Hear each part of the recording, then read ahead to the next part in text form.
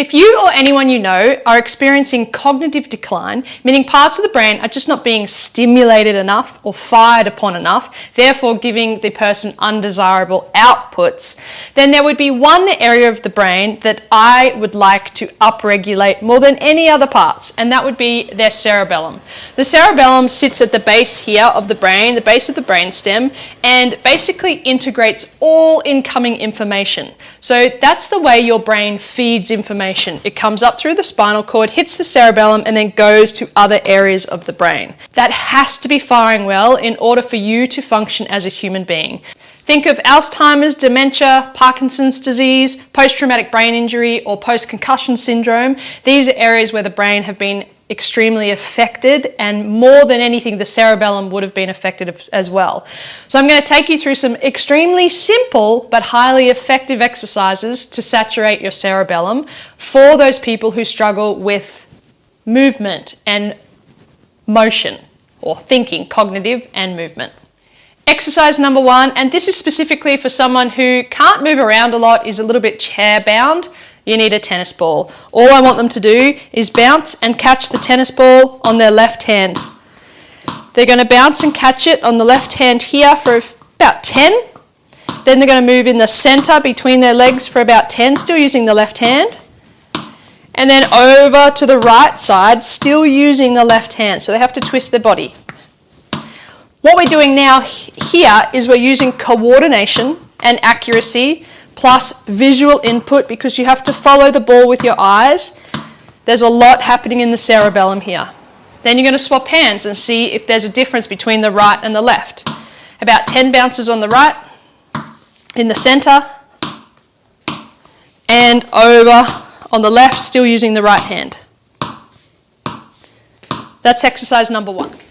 Exercise number 2, have the person sit on the end of the chair and throw a ball to themselves against a wall. We're just going to try with one ball first. Right hand. And lots of different areas of that wall.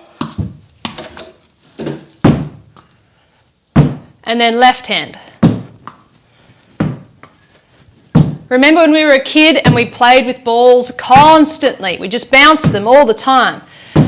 It's doing wonders for that part of the brain, that cerebellum, which deals with that function, that movement, that coordination, that accuracy, the fine motor skills that we tend to lose if we do have an issue with cognitive function or brain wiring function. Then, 2 balls. This is a hard one. Now you can start with bouncing 2 balls at once.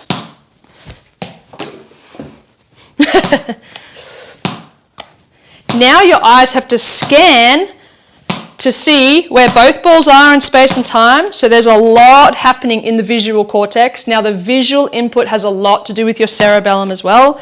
So 2 balls, or you can do it against the wall also.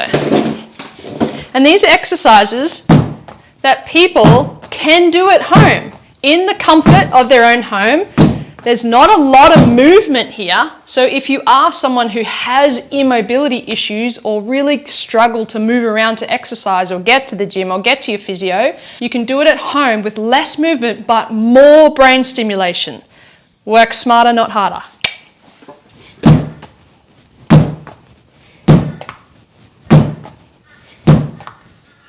Good.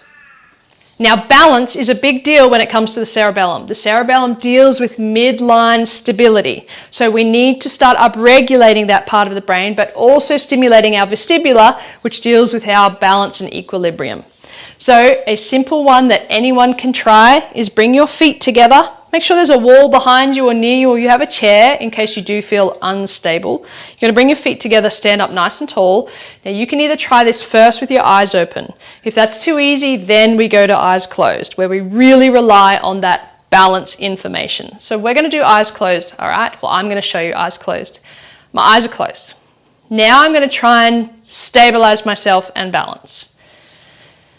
Now, if you've got a little bit of a wobble here, or if you've had maybe an issue with the brain, that Parkinson's, Alzheimer's, whatever it may be, you're going to find this a little bit weird. This is going to be like you're on a boat.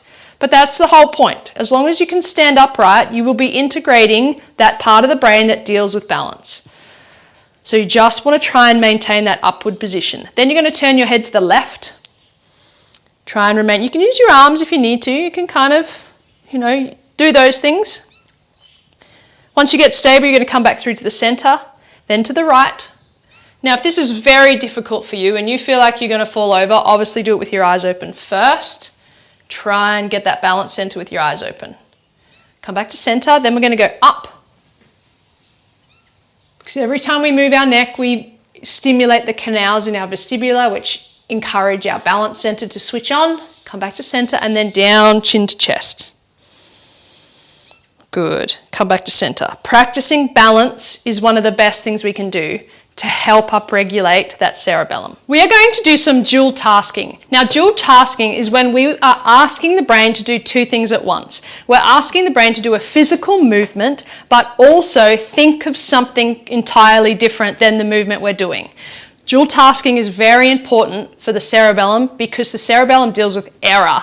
So if we stuff something up or we do something wrong, it hits that part of the cerebellum, it goes, oh, let's try again. So what I'm going to do is put some questions up on the screen here, and you're going to answer the questions whilst doing the same movement and hopefully trying not to change your movement pattern. We're going to just have a ball and we're just going to throw the ball up and clap every time we throw that ball up, because this way our eyes have to be involved in both the ball up and down, but also reading the screen. So it's kind of double whammy there. You'll see that first question I have up here is, can you tell me every second month? So now I'm going to go through as an example. January, March, January, May, July, September, November, January, April, June, August, October, December. It's hard. It is hard work being able to continue to move and concentrate on something over here whilst trying to think and concentrating on something over there. But a really fun one that you can try. So continue with a couple of these as you do a movement, and you can make up your own movement. You can do a side step, or you can do punching in the air. Whatever you want to do, you just want to try and dual task.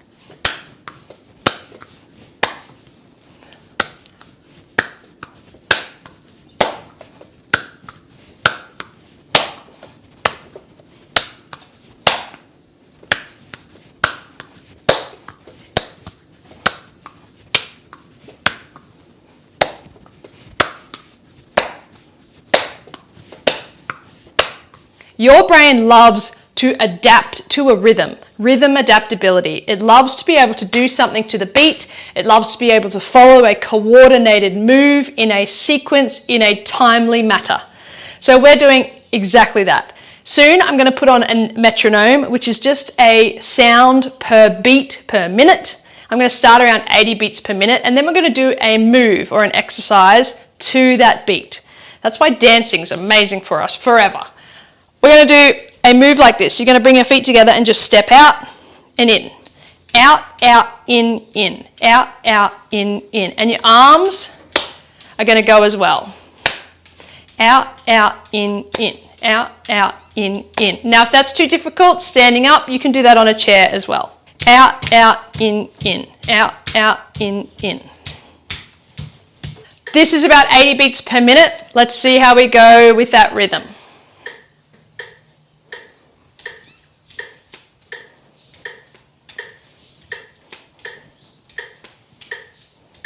This can be quite difficult for someone who's had atrophy in the brain, whose brain is not firing well. There's a lot of things happening here you have to think about.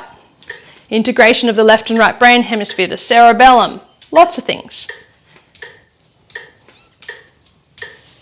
Good. I do this for about 30 seconds and then maybe try and change the beat. Go a little bit faster with that beat.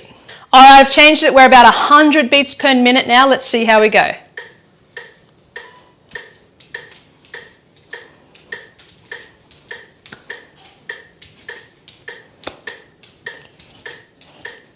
Good. How are you going?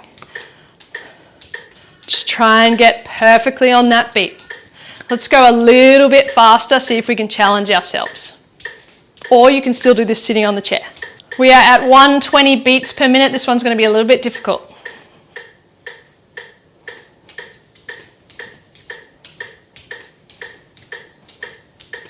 If you want to make this harder, then you can try with your eyes closed. That's going to challenge your balance. Or you can do the exercise we just did previously, which is dual tasking. Now this is going to be hard to maintain a rhythm on a beat whilst thinking of something else. Something like, how would you spell trees backwards? S-E-E-R-T.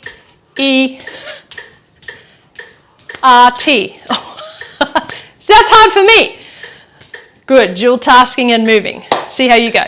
So there are a couple of exercises that you can do at home to help stimulate and tantalize and activate the brain. If a neuron is not fired upon, it will start to atrophy, it'll start to fizzle out, and it will die.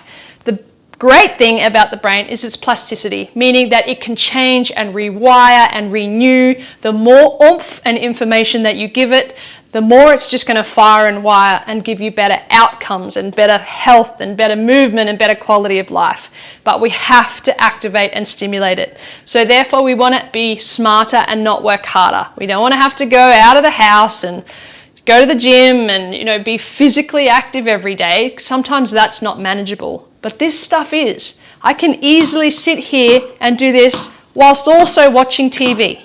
So now I'm stimulating parts of my brain whilst doing something that I enjoy that's not too physically draining. See how you go and let me know how you go as well.